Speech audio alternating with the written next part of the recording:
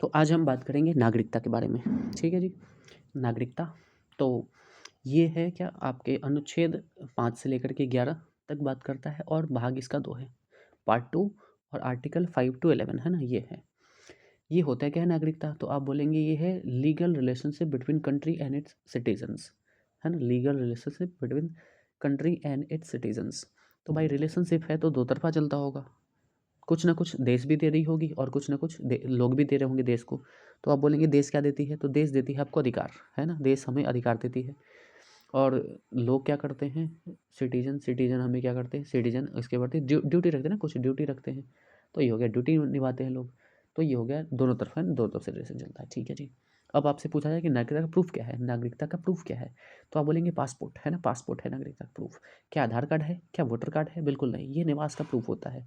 आधार card, voter ID card, ये सब क्या है, निवास का प्रूफ होता है, ना कि आपके ये मतलब नागरिकता का, है ना जी। ठीक है, चलिए। सिंगल से भारत में क्या है, सिंगल सिटीजनशिप है भारत में, है ना। सिंगल सिटीजन मतलब क्या है, तो आप बोलेंगे कि भाई हमारे देश में ब्रिटेन की तरह, है ना, ब्रिटेन की तरह ही केवल एकमात्र नागरिकता है ना, स्टेट का और सेंटर का अलग अलग नहीं है नागरिकता। हमारे यहाँ ऐसा नहीं होता है कि बिहार का नागरिकता अलग है और सेंट्रल गवर्नमेंट का अलग है, ऐसा नहीं होता है। तो भाई ऐसा कहाँ होता है, तो आप बोलेंगे अमेरिका में होता है। अमेरिका में क्या है, अमेरिका 50 राज्यों का संघ है, जिसमें से, है ना, किसी भी अमेरिकी नागरिक के पास क्या होगा, अमेरिकी नागरिक के पास एक तो उस देश का होगा, मतलब अमेरिका का वो होगा, सिटीजनशिप होगा, और दूसरा नागरिकता होगा इनके पास जिस भी स्टेट में, है ना, 50 स्टेटों में से जिन भी स्टेट में रह रहे होंगे तो उनका भी एक नागरिकता होगा। अच्छा जी, ठीक है। तो नागरिकता ये इशू कौन बताएगा आपको कि नागरिक है नहीं है, तो आपका सेंट्रल होम मिनिस्ट्री जो है वो इशू करती है आपकी नागरिकता का प्रूफ, यानी कि पासपोर्ट वगैरह, ये डिसाइड करती है कौन नागरिक होगा कौन नागरिक नहीं होगा। ठीक है जी, यही चलाते हैं। ठीक है, चलिए। तो अब हम बेसिकली बात करते हैं भारतीय नागरिकता, है ना, नागरिकता के बारे में। तो हम बात करेंगे आर्टिकल्स पर, है ना, आर्टिकल्स। तो आर्टिकल हम देखेंगे 5 से लेकर के 8, अभी फिलहाल देखेंगे ना 5 से 8। तो 5 से 8 में क्या कहा गया है, तो संविधान के आरंभ के समय भारत का नागरिक कौन कौन होगा, इनके बारे में चर्चा की गई है कि संविधान के आरंभ में कौन कौन होगा 5 से 8 तक में, है ना। तो फिर आर्टिकल 5 क्या है भाई, तो आर्टिकल 5 कहता है निवास, अधिवास के स्थान पर, बाई डोमिसाइल, डोमिसाइल के आधार पर देश का नागरिक कौन है, कौन है। ठीक है भाई। तो पहले पहले केस है ना, पहले केस, तो इसमें क्या कहा गया कि प्रत्येक व्यक्ति, है ना, प्रत्येक व्यक्ति जो संविधान के प्रारंभ के समय देश के राज्य क्षेत्र में अधिवास करता हो वह देश का नागरिक होगा।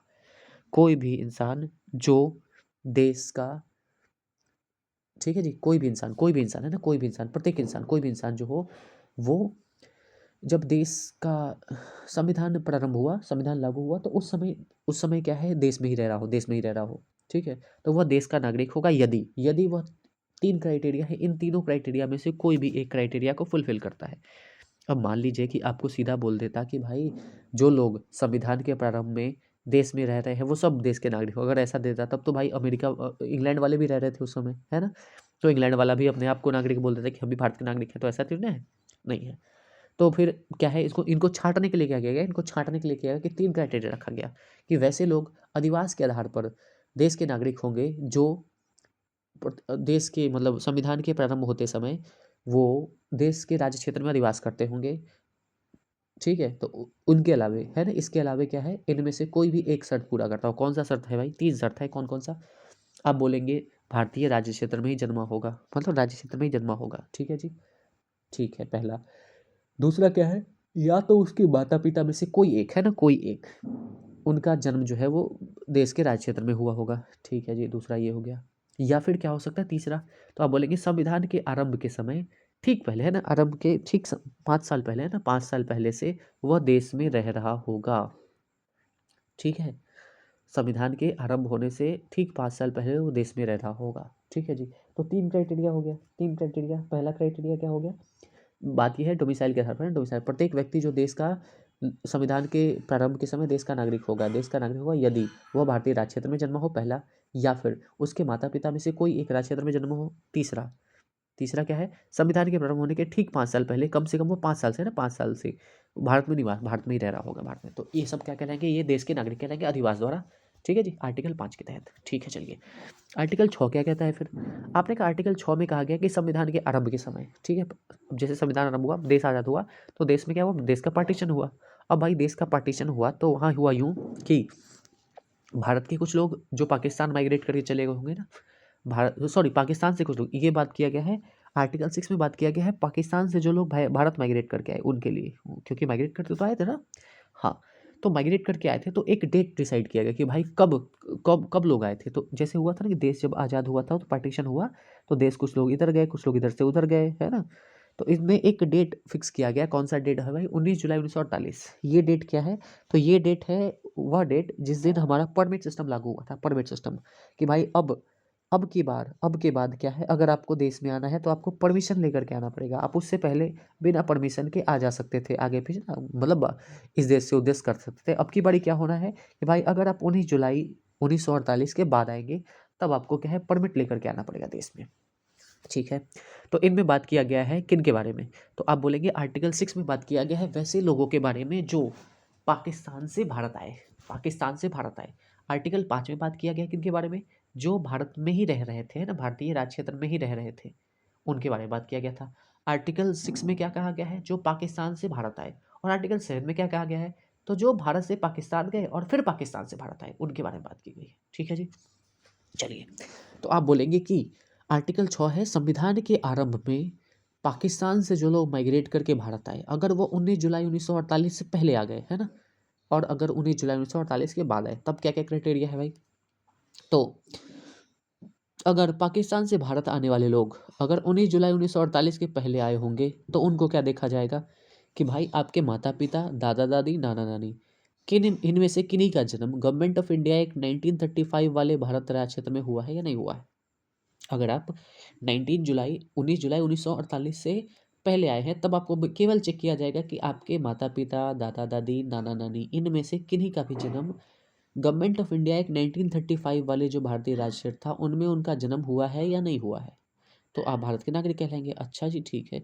और अगर मान लीजिए अगर आपने 19 जुलाई 1948 के बाद आए तब क्या होगा, क्योंकि देखिए कुछ लोग हैं ना कि जैसे पाकिस्तान से भारत माइग्रेट करके आए, फिर उनको लगा कि नहीं नहीं भाई हम पाकिस्तान में नहीं रह सकते, मतलब भारत में नहीं रह सकते, भारत अच्छा नहीं है या जो भी है ना, तो वो फिर से पाकिस्तान भाग सकते हैं, है ना। तो इसके लिए कहा गया कि भाई अगर आप 19 जुलाई 1948 के बाद आए हैं तो आप क्या करें, पहले 6 महीना देश में निवास करके देख लें, है ना, देश में निवास करके देख लें, देश में रह के देख लें। अगर आपको लगता है कि हाँ भाई हम यहाँ भारत में सर्वाइव कर पाएंगे तो भी आप आवेदन करें और तब आपको क्या है, सिटीजनशिप मिल जाएगा। नहीं तो आप जाएँ भाई अपना फिर से पाकिस्तान चले जाएँ, जहाँ भी जाना है चले जाएँ, है ना। तो 19 जुलाई 1948 के अगर आप पहले आए हैं तो पाकिस्तान से माइग्रेट करके पहले आए हैं, अगर 19 जुलाई 1948 के पहले आए हैं तब आपको क्या करना है, आपको देखा जाएगा कि आपके माता पिता, दादा दादा, नाना नानी, है ना, इन सब में से, नाना नानी, है ना, इन सब में से किसी एक का जन्म 1935 वाले भारतीय राज्य क्षेत्र में हुआ है या नहीं हुआ है। और अगर आप 19 जुलाई 1948 के बाद में आएंगे तब आपसे पूछा जाएगा कि भाई आप पहले 6 महीना देश में रह के देख लें, अगर आपको लगता है कि आप सर्वाइव कर पाएंगे तब आप रहे, नहीं तो वापस से भाई अपना जहाँ जाना है चले जाएं। ठीक है जी, तो ये है आर्टिकल 6। आर्टिकल 7 क्या कहता है, तो ये भी बात करता है संविधान के लागू होने के समय वैसे लोग जो क्या हुआ, पहले तो भाई भारत से पाकिस्तान चले गए, फिर उनको लगा कि नहीं भाई पाकिस्तान अच्छा नहीं है, पाकिस्तान नहीं अच्छा है, तो पाकिस्तान से फिर भारत आ गए। अच्छा जी, तो इनमें क्या डेट है, तो इनमें डेट है 1 मार्च 1947 का डेट रखा गया है। ये क्या है, इसका क्या मतलब है, 1 मार्च 1947 को ही क्या हुआ था, हमारा इंडिपेंडेंस, इंडियन इंडिपेंडेंस एक्ट आया था। क्योंकि इसमें डिसाइड, जो कि इसमें है ना, डिसाइड हो गया था कि भारत अब आज़ाद, मतलब अलग अलग हो जाएगा देश, है ना, अलग अलग हो जाएगा देश। अच्छा जी, ठीक है। तो वैसे लोग जो 1 मार्च 1947 के बाद पाकिस्तान चले गए, ये क्योंकि आर्टिकल 7 किसके बारे में बात करता है, जो पाकिस्तान गए और पाकिस्तान से वापस इंडिया आ गए, ठीक है, इनके बारे में बात करता है। तो अगर आप 1 मार्च 1947 के बाद अगर आप भारत में आए हो, भारत से गए होंगे, भारत से चले गए आप, तो क्यों नागरिक रहेंगे, आप नागरिक नहीं होंगे, सीधी बात। अगर आप 1 मार्च 1947 में के बाद भारत, मतलब है ना, 1 मार्च 1947 के बाद भारत से चले गए, है ना, चले गए यहाँ से, तो आप भारत के नागरिक नहीं होंगे, आप चूंकि पाकिस्तान चले गए। लेकिन आपको किसी तरह से पता लगा कि नहीं भाई पाकिस्तान अच्छा नहीं है, हमको भारत में ही रहना है, तो यदि आप 19 जुलाई 1948 के पहले आए हैं तब आपसे चेक किया जाएगा क्या, जैसे पिछले आर्टिकल में बताया ना, कि अगर आप 19 जुलाई 1948 के पहले आए हैं तो आपसे देखा जाए कि माता पिता, दादा दादा, नाना नानी, है ना, ये सब 1935 वाले गवर्नमेंट ऑफ इंडिया एक्ट के भारत में जन्मे हैं या नहीं है, किन कोई भी एक, है ना। और अगर आप 19 जुलाई 1948 के बाद आए हैं तो आपको फिर से 6 महीना यहाँ रुकना पड़ेगा, फिर आवेदन करना पड़ेगा। ठीक है, तो आर्टिकल 7 आपको समझ में आ गया। कहाँ क्या कहा गया है, जो लोग देश के विभाजन के बाद पाकिस्तान, इंडिया से पहले पाकिस्तान भाग गए, तो जो लोग भागे पाकिस्तान 1 मार्च 1947 को भागे पाकिस्तान, या उनके बाद भागे पाकिस्तान। अब जब आप पाकिस्तान भागे तब तो आप नागरिकता है भी नहीं ऐसे भी, लेकिन आपको मन हुआ कि नहीं हम आएंगे पहले, है ना, फिर आए आप, और आए तो 19 जुलाई 1948 के अगर आप पहले आए तब देखा जाएगा माता पिता दादा दादी नाना नानी, है ना, इनमें से किसी का जन्म 1935 वाले भारत में हुआ नहीं हुआ। और अगर आप 19 जुलाई 1948 के बाद आए हैं तो आपको 6 महीने रुकवा जाएगा कि आप रुकिए पहले 6 महीने। 6 महीने आप रुकेंगे, उसके बाद आपसे पूछा जाएगा कि भाई आप रहना चाहते हैं, ठीक है नहीं है, तब आप आवेदन करें और फिर रहें आराम से मस्ती से, है ना, ठीक है। अब आर्टिकल 8 में क्या कहा गया है, तो आप बोलेंगे आर्टिकल 8 में कहा गया संविधान लागू होने के समय भारतीय मूल के लोग, जो भारतीय मूल के थे लेकिन उस समय देश में नहीं रह रहे होंगे। अब हो सकता है कि वो लोग, जैसे हम ही मान लीजिए देश का संविधान लागू हुआ उस समय हम भारत के ही हैं, लेकिन हम क्या है, हम चले गए विदेश पढ़ाई करने, है ना, इंग्लैंड चले गए पढ़ाई करने, तो वहाँ है, तो भाई क्या हम देश के नागरिक होंगे? मेरे बारे में कौन कहेगा, हम तो भाग गए यहाँ से, तो मेरे बारे में क्या होगा? तो इसमें कहा गया क्या क्या, तो भाई आपको पहले पूछा जाएगा कि अगर आप विदेश में रह रहे हैं तो क्या आपके दादा दादी, नाना नानी या माता पिता, इनमें से किसी का जन्म गवर्नमेंट ऑफ इंडिया एक्ट 1935 वाले भारतीय क्षेत्र में हुआ है या नहीं हुआ है? हुआ है ना, अगर आप क्योंकि देश के मूल निवासी थे तो हुआ ही होगा। अब अगर हुआ है तो आपको क्या करना पड़ेगा कि आप जो वहाँ काउंसिल है ना, काउंसुलेट खुलता है ना, काउंसुलेट जैसे देश का होता है ना, काउंसुलेट खुलता है हर एक देश में, तो आपको क्या करना पड़ेगा, उस जैसे हम हैं अगर, तो हम अगर इंग्लैंड में रहे तो इंग्लैंड के काउंसुलेट में जा कर के हमें क्या करना पड़ेगा, वहाँ अपने आप को बताना पड़ेगा, वहाँ आवेदन देना पड़ेगा कि भाई हम, और रजिस्टर करना पड़ेगा कि हम देश के ही नागरिक हैं, हम अपना नागरिकता का आवेदन दे रहे हैं आपके राजनयिक, मतलब इंग्लैंड में ही राजनयिक के पास, है ना, इंग्लैंड में ही भारतीय राजनयिक के पास, राजदूत राजनयिक जिनके पास है ना, आपको देना पड़ेगा, ठीक है जी। तब आपको कहा जाएगा कि हाँ भाई आप ठीक है, आप हैं नागरिक।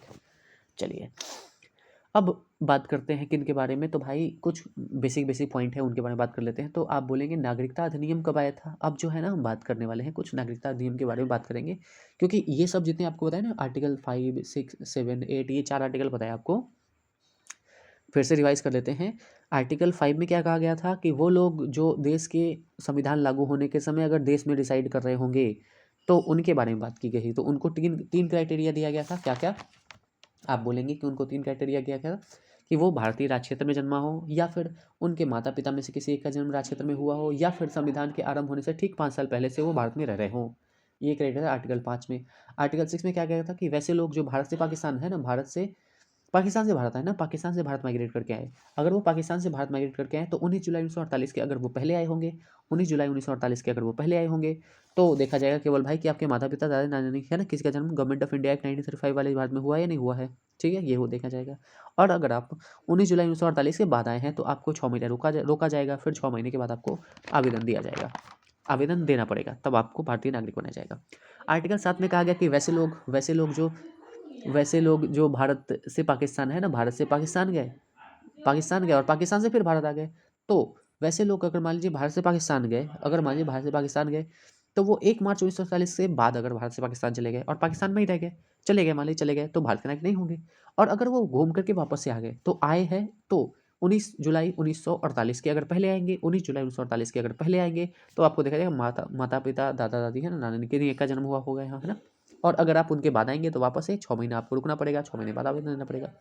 और आर्टिकल 8 में कहा गया कि संविधान लागू होने के समय वैसे लोग जो भारतीय मूल के तो हैं लेकिन उस समय कहीं अलग होंगे, कहीं अलग हो सकता है पढ़ाई कर रहे हो सकता है बिजनेस कर रहे हो, कहीं भी हो, अलग रह रहे हो, अगर अलग रह रहे होंगे तो आपको कहा जाएगा कि भाई आप वहाँ जाके है ना, आपको वहाँ मतलब जहाँ भी है ना, जिस भी देश में आप रह रहे हैं वहाँ के राजनयिक के पास आप जाएँ और अपने आप को आवेदन प्रस्तुत करें और अपने आप को रजिस्टर करा लें, ठीक है जी। ये हो गया आपका आर्टिकल 8 तक बात कर ली हमने।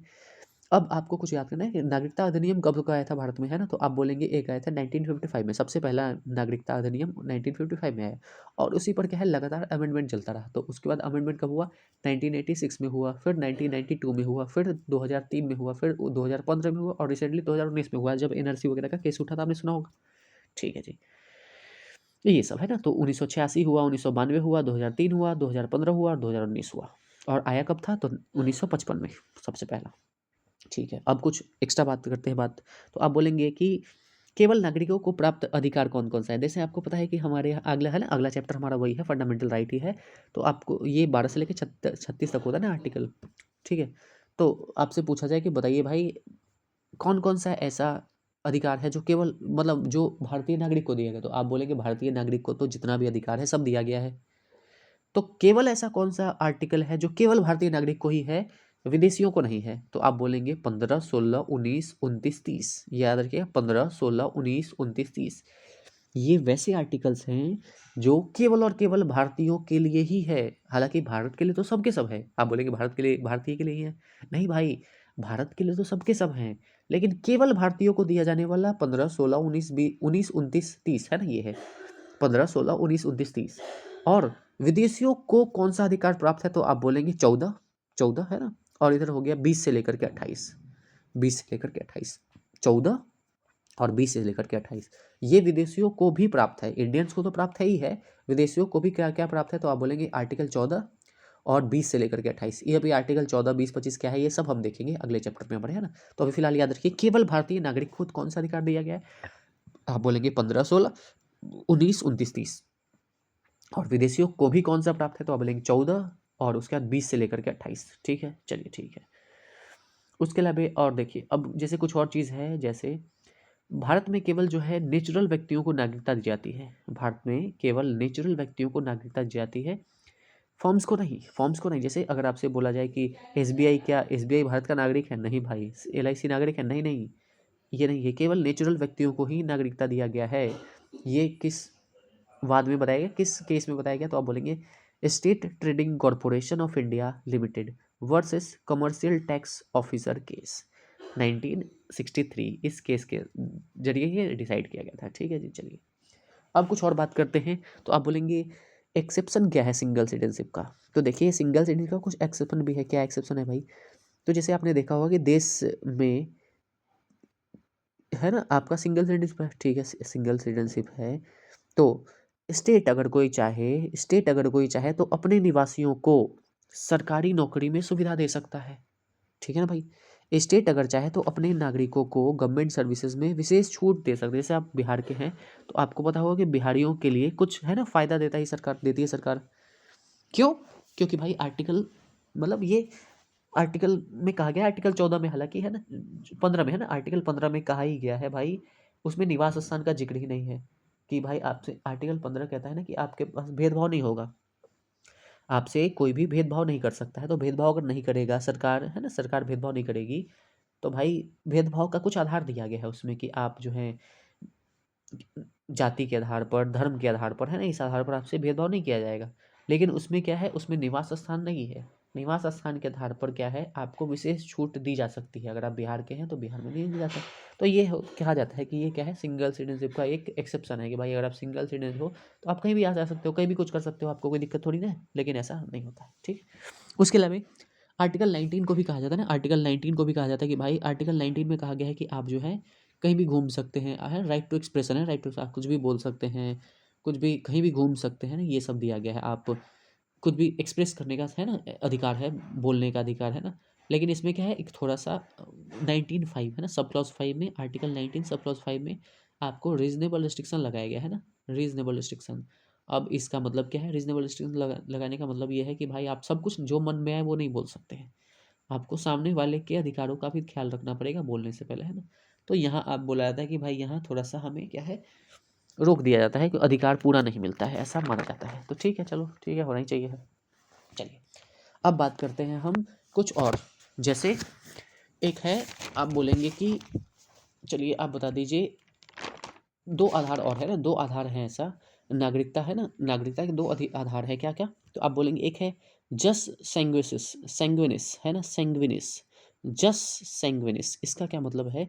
तो राइट टू ब्लड है, इसका मतलब खून का अधिकार, खून का। चाहे बच्चा किसी भी देश में पैदा हुआ हो, अगर वह देश के नागरिक का है तो वह देश का ही होगा।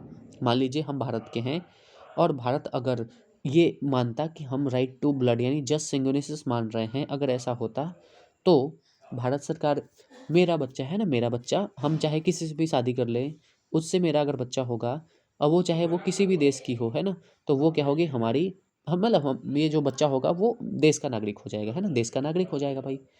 तो मेरा बच्चा चाहे वो कहीं भी हो, अगर मेरे मेरे से हुआ ना, मेरे से हुआ, किसी भी देश में हो, कुछ भी हो, वो देश का अपने आप नागरिक बन जाएगा। तो ये कौन फॉलो करता था भाई? तो ये जर्मनी फॉलो करता था कि जर्मनी देश का कोई निवासी अगर कहीं भी जा कर के बच्चा पैदा कर दे, तो वो बच्चा जर्मनी का अपने आप नागरिक हो जाएगा। ठीक है जी? ठीक है। उसके अलावा एक और चीज़ होता है जस सोलाई। जस सोलाई, जस सोलाई क्या है भाई? तो भूमि का अधिकार। अगर अगर बच्चे का जन्म जो है वो किसी भूमि पर हुआ, और वह भूमि जैसे अमेरिका मानता है, अमेरिका है ना, अमेरिका मानता है कि अगर देश का नागरिक, देश में ही अगर किसी का जन्म हो गया, उस देश की भूमि पर जन्म हो गया, तो वो देश का नागरिक होगा। इसलिए क्या करते हैं ना, हम लोग जनरली दिमाग लगाते कैसे हैं कि गए और बच्चा पैदा कर लिया वहाँ जाके अमेरिका में। अमेरिका में बच्चा पैदा किया है, मेरी पत्नी से ही है ना, बच्चा मेरी पत्नी से ही हुआ, जो कि भारतीय ही है। लेकिन हमने क्या कर दिया, हमने क्या, तो मेरा बच्चा जो होगा वो कहीं का भी हो, है ना, कहीं का भी हो, वो क्या हो जाएगा, आप बोलेंगे अगर वहाँ जन्म ले लिया तो वहीं का हो जाएगा नागरिक, है ना, चाहे मेरी पत्नी से ही हो, है ना।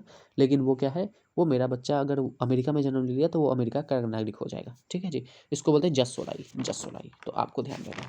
ठीक है जी, चलिए अब हम बात करते हैं आगे, है ना। अब बात करते हैं हम लोग सिटीजनशिप अमेंडमेंट एक्ट, जो सिटीजनशिप एक्ट था ना 1955 का। क्योंकि आपको पता है कि आर्टिकल 5, 6, 7, 8 इसमें तो केवल बताया गया कि भाई संविधान लागू होने के समय देश का नागरिक कौन कौन होगा। आपको बाद में तो नहीं बताया गया कि भाई उसके बाद कौन नागरिक होगा, नहीं होगा नागरिक। ठीक है? तो उसके बारे में किसके कहाँ चर्चा किया गया है, तो सिटीजनशिप अमेंडमेंट सिटीजनशिप एक्ट में किया गया है 1955 वाला। तो इसमें बताया गया है कि 5 तरीके हैं, 5 तरीके जिनमें क्या है, आप या कोई भी देश है ना, कोई भी देश का नागरिक जो है वो देश का नागरिक मतलब कोई भी देश का नागरिक हो सकता है। तो कैसे कैसे हो सकता है भाई? तो आप बोलेंगे कैसे, देखिए बताते हैं आपको, है ना, पहले बताते हैं। तो सबसे पहला तरीका क्या है, तो आप बोलेंगे जन्म के आधार पर, जन्म द्वारा, है ना, जन्म द्वारा। दूसरा है वंश द्वारा। तीसरा है रजिस्ट्रेशन द्वारा। चौथा है देशीयकरण द्वारा। और पांचवा है राज्य क्षेत्र के सम्मेलन द्वारा। इसका क्या मतलब है? जन्म द्वारा, एक तो जन्म से आधार पर, एक वंश के आधार पर, दूसरा है रजिस्ट्रेशन करा करके, और ये तीसरा है देशीयकरण मतलब नेचुरलाइजेशन, है नेचुरलाइजेशन, और चौथा है नेचुरलाइजेशन, और पांचवा हमारा राज्य क्षेत्र के सम्मेलन द्वारा। तो इनके बारे में ना, सिटीजनशिप अमेंडमेंट एक्ट के बारे में, सिटीजनशिप एक्ट के बारे में हम किसी, है ना, अगले लेक्चर में हम बात करेंगे, है ना, अगले लेक्चर में बात करेंगे। लगभग, है ना, वो बच गया आपका, एक तो ये एक्ट बच गया, और उसके अलावा टर्मिनेशन है, टर्मिनेशन के बारे में कि किस तरीके से आप नागरिकता छोड़ सकते हैं ना, नागरिकता किस तरीके से छोड़ सकते हैं, इन बारे में, है ना, इन बारे में हम चर्चा करेंगे अपने अगले लेक्चर में। उम्मीद करते हैं कि आपको, है ना, समझ में आया होगा। तो आज के लिए इतना ही रहने देते हैं। ठीक है जी? आज के लिए इतना ही, धन्यवाद।